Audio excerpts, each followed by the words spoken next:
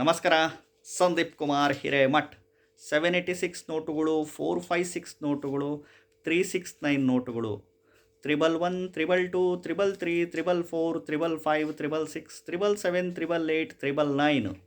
Next 003, 006, 009. ಈ ನೋಟುಗಳು ಸಿಕ್ಕರೆ ಯಾವ ರೀತಿ ತಂತ್ರ ಮಂತ್ರ ಪೂಜಾ ವಿಧಿವಿಧಾನ ಮಾಡಬೇಕು ಹೇಳ್ಕೊಡ್ತೀನಿ, ಫೋನ್ ಮಾಡಿ. ಜೊತೆಗೆ ನಿಮ್ಮ ಒಂದು ಜಾತಕದಲ್ಲಿ ಯಾವುದೇ ರಾಶಿ ನಕ್ಷತ್ರ ಆಗಲಿ, ಯಾವುದೇ ದಶಾಭುಕ್ತಿ ನಡೀಲಿ, 2ನೇ ಮನೆ ಅಧಿಪತಿ 11ನೇ ಮನೆಯಲ್ಲಿರಬೇಕು, 11ನೇ ಮನೆ ಅಧಿಪತಿ 2ನೇ ಮನೆಯಲ್ಲಿರಬೇಕು.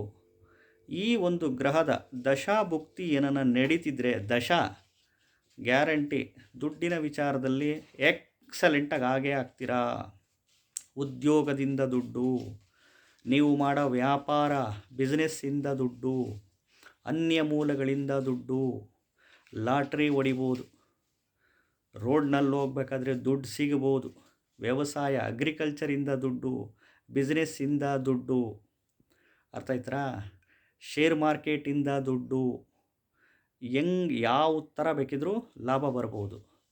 ಸಾಕಷ್ಟು ಜನ ಅಂದ್ಕೊತಾರೆ, ಸರ್ ಸುಮ್ಮನೆ ಕೂತ್ಕೊಂಡ್ರೆ ದುಡ್ಡು ಬರ್ತದ ಸರ್, ಸುಮ್ಮನೆ ಕೂತ್ಕೊಂಡ್ರೆ ಲಕ್ಷಾಧಿಪತಿಗಳಾಗ್ತೀವಾ, ಕೋಟ್ಯಾಧಿಪತಿಗಳಾಗ್ತೀರಾ, ಸುಮ್ಮನೆ ಕೂತ್ಕೊಂಡ್ರೆ ಯಾರಿಗೆ ಬರ್ತತೆ, ಯಾರಿಗೂ ಬರಲ್ಲ. ಇದೆಲ್ಲ ಕಾಮನ್ ಸೆನ್ಸು, ಅರ್ಥ ಮಾಡ್ಕೊಬೇಕು. ಸೆಲ್ಫ್ ಎಫರ್ಟು, ಶ್ರಮ ಹಾಕಲೇಬೇಕು. ಶ್ರಮ ಪಡೆದ ಯಾವುದೂ ಬರಲ್ಲ. ಸೆಲ್ಫ್ ಎಫರ್ಟ್ ಹಾಕಲೇಬೇಕು, ಶ್ರಮ ಪಡಲೇಬೇಕು. ನಾವು ಮಾಡೋ ಕೆಲಸದಲ್ಲಿ, ನಾವು ಮಾಡುವ ಉದ್ಯೋಗ, ಜಾಬಲ್ಲಿ, ಬಿಸ್ನೆಸ್ಸಲ್ಲಿ ನಮ್ಮ ಎಫರ್ಟುಗಳು ಹಾಕಲೇಬೇಕು. ಈ ಒಂದು ಗ್ರಹದ ದಶಾಭುಕ್ತಿ ಏನನ್ನ ನಡೀತಿದ್ರೆ ಖಂಡಿತವಾಗ್ಲೂ ನೀವು ಎಕ್ಸಲೆಂಟಾಗಿ ಆಗ್ತೀರಾ. ದುಡ್ಡಿನ ವಿಚಾರದಲ್ಲಿ, ಹಣದ ವಿಚಾರದಲ್ಲಿ ಲಕ್ಷಾಧಿಪತಿಗಳು ಆಗೇ ಆಗ್ತೀರಾ. ಅರ್ಥ ಆಯ್ತಾ? ಅದಕ್ಕೆ ಈ ಒಂದು 786, 456, 369 ಈ ನೋಟುಗಳು ಇಂದ ಯಾವ ರೀತಿ ತಂತ್ರ ಮಂತ್ರ ಪೂಜಾ ವಿಧಿವಿಧಾನ ಮಾಡಬೇಕು ಹೇಳ್ಕೊಡ್ತೀನಿ. ವಾರಕ್ಕೆ 1 ದಿನ ಮಾಡಿಕೊಂಡು ಎಕ್ಸಲೆಂಟಾಗಿರಿ.